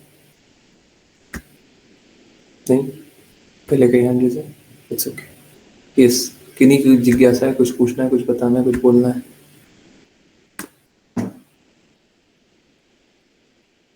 धनतेरस में क्या खरीद सकते हैं? देखिए धनतेरस भी है ना, कर्मकांड का ही है, कर्मकांड का ही हिस्सा है। धनतेरस का शास्त्रीय कुछ भी सिग्निफिकेंस नहीं है, ठीक है? कोई सिग्निफिकेंस नहीं है शास्त्रों के अनुसार, है ना? और कुबेर जी का महिमा होता है। देखिए बिल्कुल महिमा होए, परंतु हम तो कृष्णा की शक्ति श्रीमती राधा रानी महारानी और कृष्णा की शक्ति के विस्तार श्रीमती लक्ष्मी देवी के ही बारे में जानते हैं, ठीक है? बहुत लोग, अधिकतर लोग धनतेरस कल मना रहे हैं, राइट? सही बात है ना? बहुत लोग क्या करते हैं, बहुत लोग दिवाली ही उनकी धनतेरस के दिन होती है। दिवाली का असली त्योहार वो धनतेरस को ही मनाते हैं, ठीक है? उसके बाद तो बस एक फॉर्मेलिटी होता है। उनके लिए त्योहार धनतेरस ही होता है और वो धन ही की कामना करना चाहते हैं। जैसे हम लोगों ने जाना है कि कृष्णा ने भगवत गीता में बताया है कि तुमको अगर कुछ चाहिए और देवी देवता के पास जाओगे तो तुरंत प्रदान कर देंगे। कुबेर जी के पास जाएंगे तो धन भी हो सकता है तुरंत प्रदान कर दें, हमको नहीं चाहिए ऐसा धन जो हमें कृष्णा से दूर ले जाए, हमको नहीं चाहिए। ठीक है, तो हम कुबेर जी का ऐसा नहीं है, हम उनका सम्मान नहीं करेंगे, बिल्कुल सम्मान करेंगे, आदर करेंगे, परंतु हमको उनसे कुछ नहीं चाहिए। अगर चाहिए तो बस इतना ही बता दीजिए कि कृष्णा की भक्ति अच्छे से कैसे करें, बस, और कुछ मत बताइए, हम पे कृपा कर दीजिए। वो भी बताने के लिए तो हम गुरु की बात का पालन करेंगे, तो ठीक है, हम पे बस कृपा कर दीजिए कि हम कृष्णा की भक्ति करते रहे, बस इतना ही कर दीजिए, हमको यही धन दे दीजिए कि हम कृष्णा की भक्ति करते रहे, है ना। हमारा कृष्णा से मिलने के बाद, कृष्णा से जब मिलिए तो हमारा बस ये अर्जी लगा दीजिएगा कि हम कृष्णा की भक्ति करना चाहते हैं। Ekadashi means what is it's relevance. Ekadashi, देखिए चैतन्य महाप्रभु ने हम लोगों को एकादशी के बारे में बताया था कि हम लोगों को एकादशी व्रत का पालन करना है ना। जैसे हम लोगों का क्रिश्चियन कैलेंडर जो है उसमें करीब करीब 2 महीने में 2 पक्ष पड़ते हैं, एक को कृष्ण पक्ष बोलते हैं, एक को शुक्ल पक्ष बोलते हैं, 2 पक्ष होते हैं, दोनों पक्ष में एकादशी आती है। चैतन्य महाप्रभु ने हमें बोला था कि हमें एकादशी में सभी को पालन करना चाहिए, और एकादशी व्रत का पालन करके हम लोगों में संयमता आती है, शुद्धता आती है, सही गुणों में स्थित होते हैं, इनफैक्ट शारीरिक रूप से भी हम लोगों के टॉक्सिन्स खत्म होते हैं। ठीक है, तो ये बहुत अच्छा है। देखिए अभी जब हम लोग पास टाइम पढ़ रहे थे तो वहां पर बताया गया था कि पशुओं को भी अनाज नहीं खिलाया जाता है, पशुओं को भी कुछ नहीं खिलाया जाता है। ठीक है, आज के दिन में वैसी स्थिति तो नहीं है कि वैसा कोई पालन कर ले, परंतु फिर भी कम से कम अन्न का त्याग तो कर ही देना चाहिए इतना तो कर ही लेना चाहिए। आज मैं भी निर्जला एकादशी नहीं किया, तबीयत ठीक नहीं थी। ठीक है, बहाना है, परंतु हाँ ठीक है, एकादशी का व्रत तो करना ही चाहिए। ठीक है, सभी को एकादशी का व्रत करना चाहिए ताकि सब कोई धीरे धीरे शुद्धता में, प्रेम में स्थित हो जाए। भगवान कृष्ण की प्रसन्नता के लिए हम लोग करते हैं, और ऐसा नहीं है भगवान कृष्ण हमारे त्याग से प्रसन्न होते हैं। ये बहुत इंपॉर्टेंट बात है। लोग सोचता है अच्छा भगवान को भी हमारा त्याग चाहिए, नहीं, यहाँ पे त्याग से प्रसन्न नहीं होते हैं, परंतु हमारा ध्यान कहीं और केंद्रित होना चाहिए, रादर देन शरीर। जैसे ही कोई भी एकादशी का व्रत का पालन करेगा, अपने आप उसके हृदय में ये चेतना आएगी ही आएगी कि शरीर को छोड़ करके भी कुछ है, क्योंकि शरीर के लिए तो सेवा नहीं कर रहा, शरीर की सेवा तो नहीं कर रहा उसे, अपने आप ही चेतना आएगी। धीरे धीरे जब जागृत होगा तो सही रास्ते चलना स्टार्ट करेगा। परंतु सभी को एकादशी का व्रत का पालन करना चाहिए, चाहे बच्चे भी हो, उनको भी फल खिलाइए। अरे क्यों नहीं खिला सकते, फल खिला दीजिए, वो क्या है, सांवा का चावल का कुछ बना दीजिए, सिंघाड़ा का आटा का बना दीजिए। साबूदाना तो स्ट्रिक्ट नो है, याद रखिएगा। कुट्टू का चावल होता है, कुट्टू होता है, चावल नहीं, कुट्टू होता है, उसको पीस लीजिए, मिक्सी में ही पिसाया जाता है ना। कुट्टू ले आइए कहीं से अच्छा सा, उसको मिक्सी में पीस लीजिए, कुट्टू का रोटी जैसा बन जाता है, पूड़ी बन जाता है, और क्या बनता है कुट्टू का, और भी कुछ बन जाता है कुछ बन जाता है, वो बना लीजिए। ठीक है, तो क्या है, अगर हम लोग थोड़े से संयमित रहें तो हम लोग अपने लिए कुछ अच्छा करने का प्रयास करते हैं। सिंघाड़े का आटा, हाँ बिल्कुल, सिंघाड़े का आटा तो बोला भी है, अभी बोला था मैंने, सिंघाड़े का आटा बिल्कुल, पर देखिए अब क्या करें, नमक तो सावन तो नहीं खा करना चाहिए।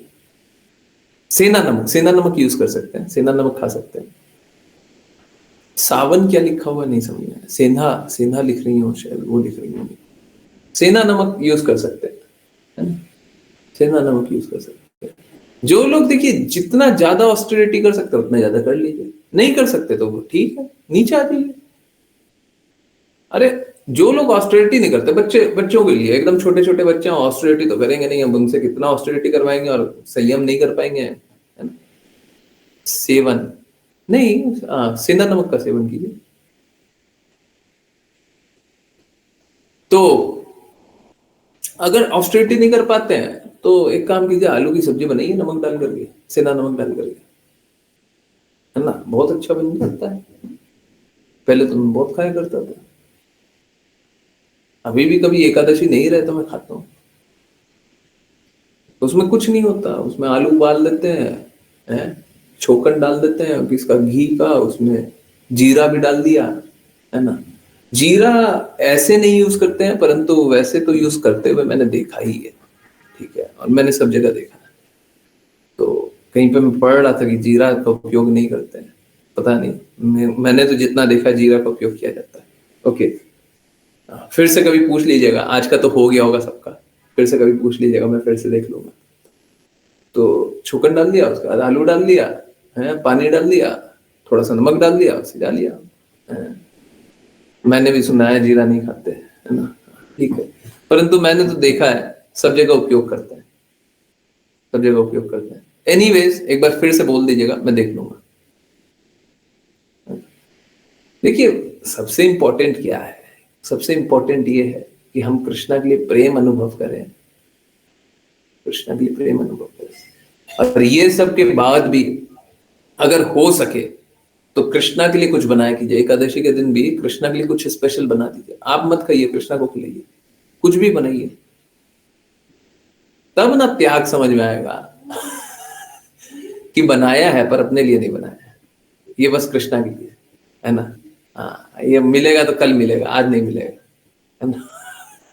अच्छा लगेगा, है? तो बनाइएगा, कुछ कुछ भी बनाइए, है? कुछ भी कृष्णा के लिए बनाइए। कृष्णा के लिए कोई मनाही नहीं होता, हमारे लिए ऑस्टेरिटी है, कृष्णा के लिए कोई ऑस्टेरिटी नहीं होती है ना? कृष्णा के लिए कुछ बनाए कीजिए, एकादशी के दिन भी कोशिश कीजिए, कुछ एक छोटा सा ही बना लीजिए, कुछ तो बनाइए, तब तो त्याग समझ में आएगा। ऐसे त्याग नहीं समझ आता। ऐसे तो क्या है ना, जैसे कोई 2 घंटा नहीं खाया, कोई 6 घंटा नहीं खाया, कोई 12 घंटा नहीं, कोई 24 घंटा नहीं खाया, ऑस्टेरिटी नहीं समझ आता, है ना? हाँ, असली में नहीं समझ आता, और समझ में तब आएगा जब हम बना तो रहे हैं पर खा नहीं रहे हैं, फिर समझ में आएगा भोक्ता तो कृष्ण है, हम तो सेवक है जी। ठीक है, यस। किन्हीं और की कोई जिज्ञासा, कुछ पूछना है, कुछ बताना है? अभी तक तो आई थिंक सभी का आंसर कर दिया है ना?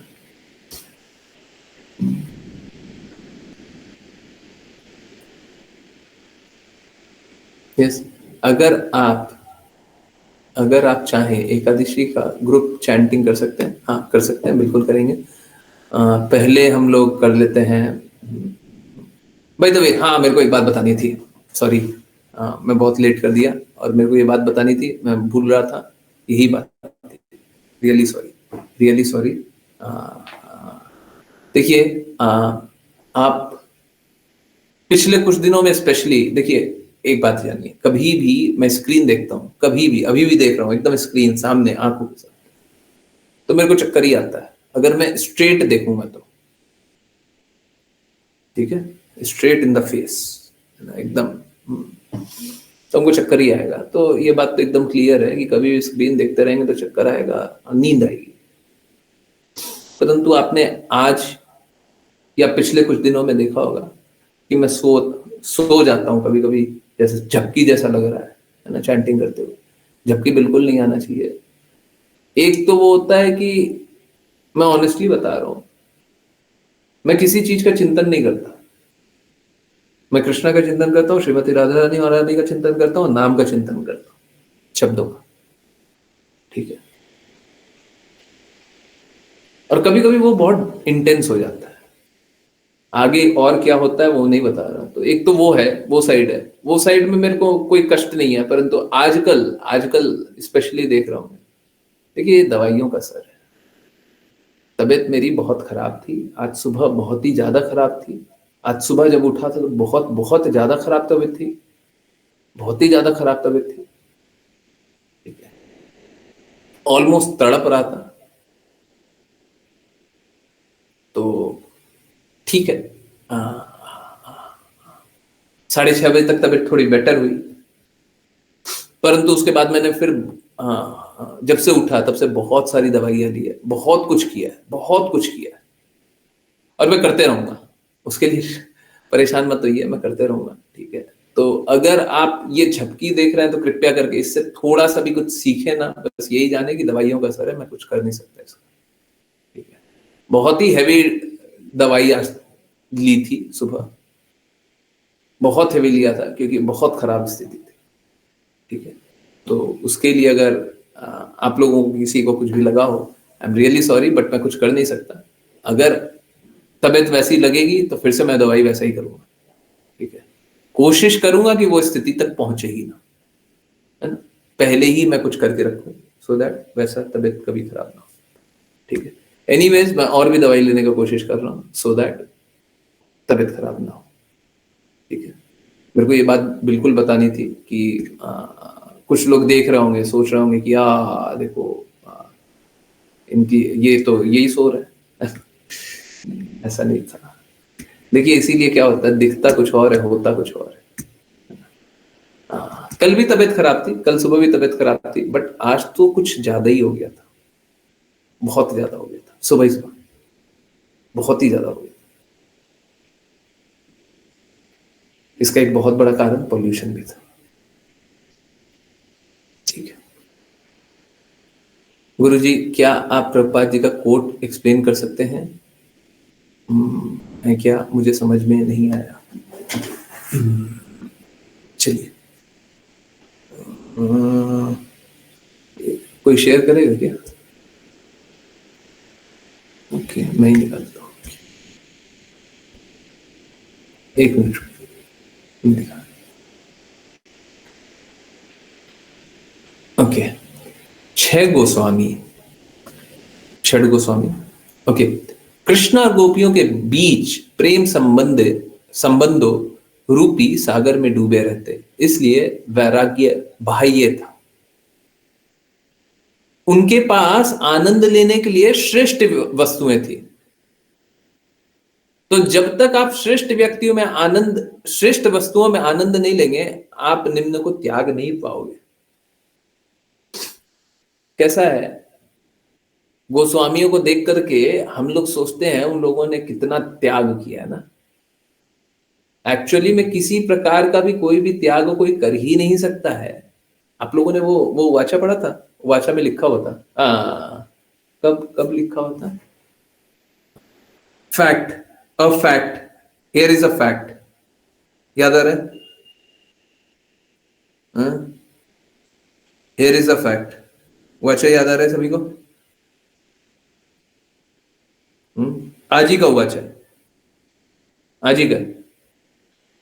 Here is a fact, by nature, in fact मैं हिंदी पढ़ता हूं, यह एक सच्चाई है, स्वभाव से हम सभी खुशी की तलाश कर रहे हैं और उसे फैलाते हैं, इसलिए यह संभव नहीं है कि हम किसी को भी खुश ना कर सकें।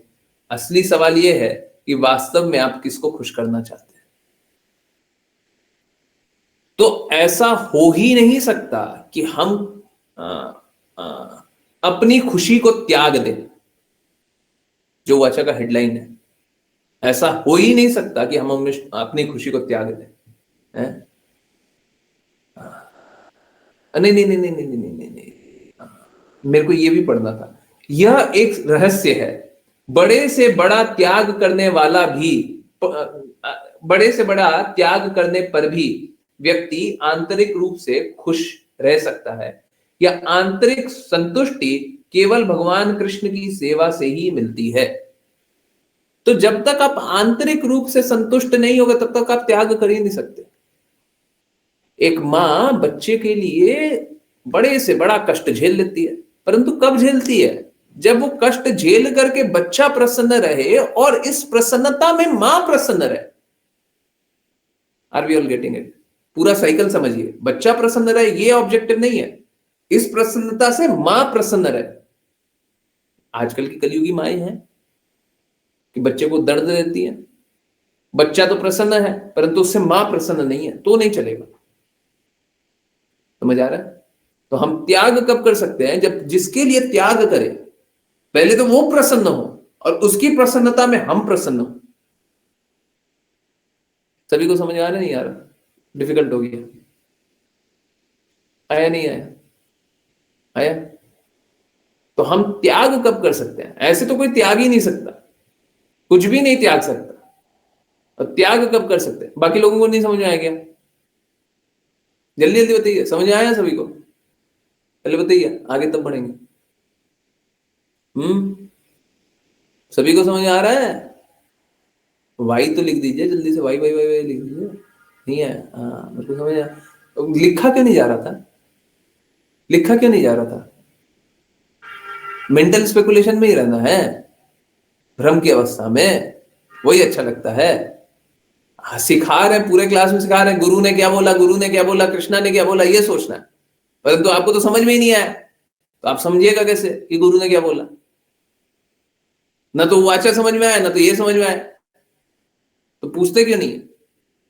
अरे मुंह से बोल करके पूछ लीजिए ना, हाँ ना बोल रहे हैं, कम से कम एन लिख दीजिए, नहीं समझ आया पूछ लिया कीजिए ना। क्या कष्ट है? लिख देंगे, नहीं लिख देंगे तो क्या हो जाएगा?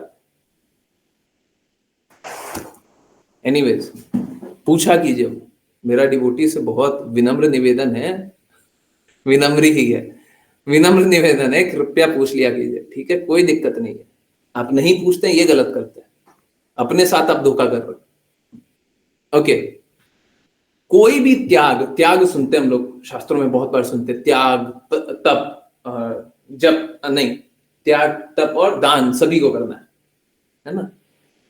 तो हम लोग सुनते त्याग करना है, तो ये त्याग क्या है? ये त्याग कोई भी तब तक नहीं कर सकता जब तक त्याग करने से जिसके लिए त्यागा जाए पहले तो उसको संतुष्ट होना पड़ेगा, और उसकी संतुष्टता में और प्रसन्नता में हमको प्रसन्न होना पड़ेगा। जब तक ये पूरा साइकिल नहीं चलता है तब तक त्याग नहीं होगा। हमने त्यागा, सपोज कीजिए हमने आज एकादशी का व्रत है, हमने त्यागा किसके लिए? प्रसन्नता के लिए, कृष्णा की प्रसन्नता के लिए, और हमको यह अनुभव ही नहीं हो रहा कि कृष्णा प्रसन्न है, तो फिर यह त्याग नहीं होगा। अगर हम कृष्णा की प्रसन्नता के लिए नहीं त्यागे तो भी त्याग नहीं होगा। समझ रहे हैं? हम त्याग करेंगे ही नहीं। क्यों करेंगे? जब तक कृष्णा प्रसन्न नहीं हो रहा हम क्यों करेंगे? हम कष्ट क्यों झेलें? हम असुविधा क्यों झेलें? समझ आ रहा है सभी को? नहीं आ रहा? तो हम कोई भी असुविधा या कष्ट तभी झेल सकते हैं जब जिसको प्रसन्न करना चाह रहे हैं वो प्रसन्न होए। तो मां कष्ट क्यों झेलती है? एक मां होती है, बच्चा या बच्ची जो होती है, होते हैं, वो प्रसन्न हो जाते हैं तो मां उसके लिए कष्ट झेलती है। परंतु यहां पे संबंध नहीं रुक गया, उनकी प्रसन्नता में वापस से मां प्रसन्न होंगी तब वो कष्ट झेलेंगी। समझ आ रहा है? अगर मां ने तो त्याग कर दिया बच्चे के लिए, परंतु बच्चा या बच्ची उस त्याग को वैल्यू ना करे, अभी जैसे आजकल के समाज में होता है कि माँ बाप बच्चे के लिए बहुत कुछ करते हैं परंतु बच्चा वैल्यू नहीं करता, तो माँ बाप अब त्याग करेंगे क्या? करेंगे? माँ बाप तो बच्चे की प्रसन्नता के लिए कर रहे हैं परंतु बच्चा वैल्यू ही नहीं कर रहा, माँ बाप त्याग करेंगे? Yes no? समझ में आ रहा है? तो हम जिसके लिए कार्य कर रहे हैं, राशि माता जी यस क्या लिख रही हैं? नहीं, ओके। हम जिसके लिए त्याग कर रहे हैं पहले तो उसको प्रसन्न होना, ठीक है? जिसके लिए त्याग किया उसको प्रसन्न, और उसको प्रसन्नता देख करके वापस से हमको प्रसन्नता होनी चाहिए। बच्चे को प्रसन्न देख करके मां को प्रसन्न होना चाहिए। आजकल की कलयुगी मां भी ऐसी होती है जैसे बच्चा प्रसन्न है, माँ दुखी है, कोर्ट केस चल रहा है आपको, है ना? तो वैसा भी होना चाहिए कि पहले माँ किसकी प्रसन्नता के लिए कार्य करे, बच्चे की। बच्चा प्रसन्न होके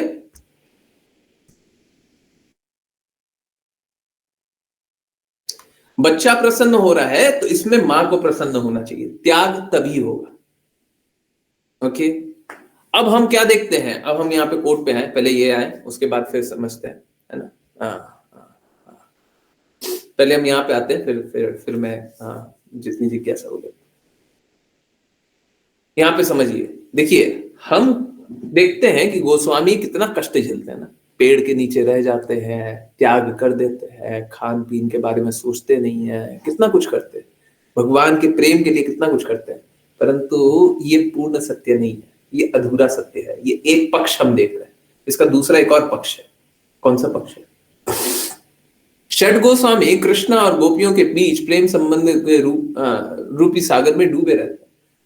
अब वो क्या है, यहाँ पे तो आप सतही तौर पे तो क्या देख रहे हैं कि कष्ट झेल रहा है, परंतु पीछे क्या है, परोक्ष क्या है? परोक्ष रूप से वो कृष्णा और श्रीमती राधा रानी महारानी, कृष्णा और गोपियों के बीच के प्रेम संबंध को देख करके बहुत प्रेम में डूबे हुए।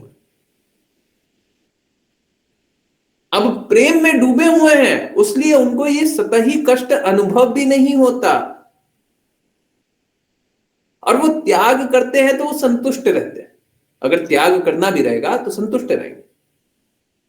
तो ये जो वैराग्य दिख रहा है ये बाह्य है, बाहर से दिख रहा है, परंतु आंतरिक रूप से कैसे? आंतरिक रूप से तो आनंद ले रहे हैं। जैसे आप लोग अभी 1 घंटे से बैठे हुए हैं, 1.5 घंटे से बैठे हुए हैं, तो बाहरी रूप से कैसा है? अगर कोई चेयर पे बैठा हुआ है तो बाहरी रूप से कोई देखेगा, बोलेगा कितना देर से बैठा हुआ है। अगर किसी का पीठ दर्द कर रहा है तो देखेगा कितना देर से बैठा हुआ, पीठ दर्द कर रहा होगा। बाहरी रूप से क्या देखेगा? बाहरी रूप से कष्ट देखेगा, परंतु आंतरिक रूप से आप यहाँ पे बैठे हुए क्यों है? क्योंकि आपको आनंद आ रहा है। समझ आ रहा है? तो बाहरी रूप से ये कष्ट हो सकता है, आंतरिक रूप से क्या है? आंतरिक रूप से आनंद आ रहा है। तो गोस्वामी को भी आंतरिक रूप से आनंद आ रहा है, ठीक है? उनके पास आनंद लेने के लिए श्रेष्ठ वस्तुएं थी, गोस्वामियों के पास आनंद लेने के लिए श्रेष्ठ वस्तुएं थी, ठीक है? तो जब तक आप श्रेष्ठ वस्तुओं में आनंद नहीं लेंगे, आप निम्न को त्याग नहीं पाओगे। आपके लिए ये बॉडीली कंफर्ट बहुत महत्वपूर्ण होगा जब तक आपको कृष्णा का प्रेम अनुभव नहीं होगा। अभी लोग एकादशी का व्रत करना चाहते हैं, किसकी प्रसन्नता के लिए? भगवान की प्रसन्नता के लिए ना, भगवान के प्रेम के लिए ना। तो कब? जब उच्च प्रेम, भगवान का उच्च प्रेम आपके लिए ज्यादा इंपॉर्टेंट है, ठीक है? तभी हम निम्न को त्याग सकेंगे, नहीं तो निम्न में स्थित रहेंगे। हम लोग कभी भी ऊंचे अवस्था में जाएंगे तभी निम्न को त्याग सकते हैं। Is that very very clear? Okay, Hare Krishna.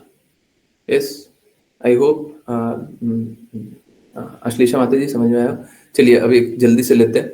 But Guru ji, Krishna effort के लिए भी मार्क्स देते हैं? हाँ बिल्कुल देते हैं, हमने जाना था। तो क्या कृष्णा प्रसन्न ही ना हो तो भी एफर्ट का कोई मीनिंग नहीं? नहीं, देखिए दो बातें हैं।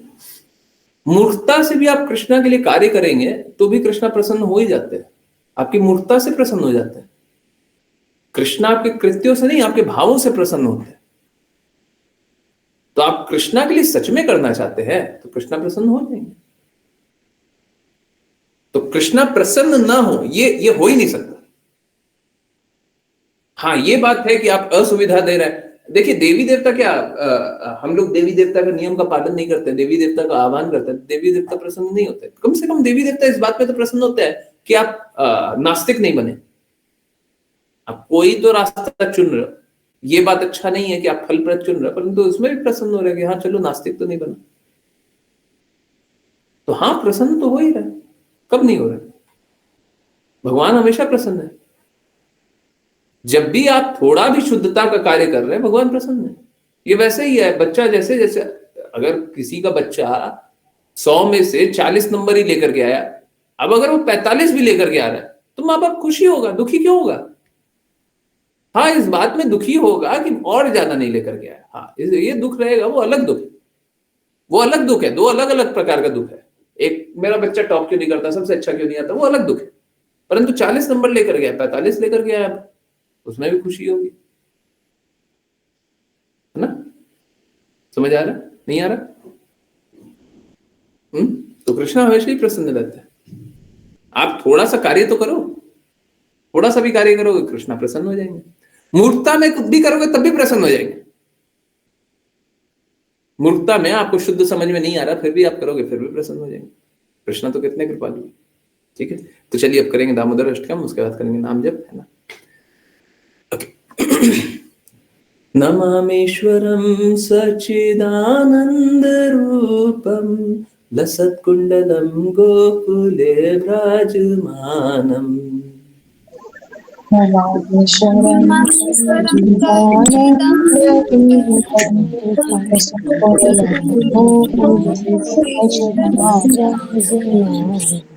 यशोदाभियोलुखलाधवमानं परामृष्ट्यमत्यन्ततो